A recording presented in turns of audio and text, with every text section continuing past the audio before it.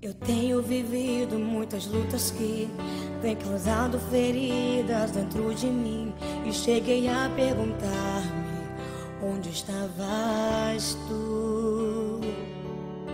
Pensei em parar em meio à aflição, querendo, Senhor, sentir a tua mão, buscando em ti uma direção.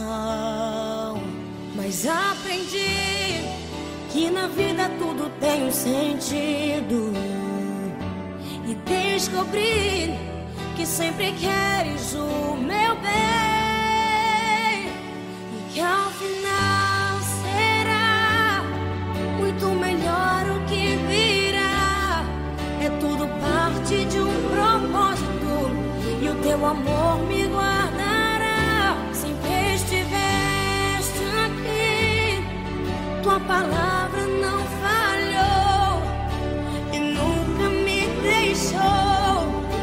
Descanso minha confiança em ti.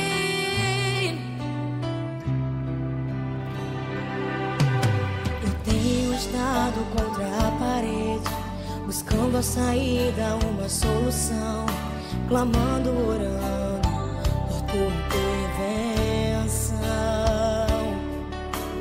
Quando tu queres, falas de uma vez, em outras com teu silêncio deparei.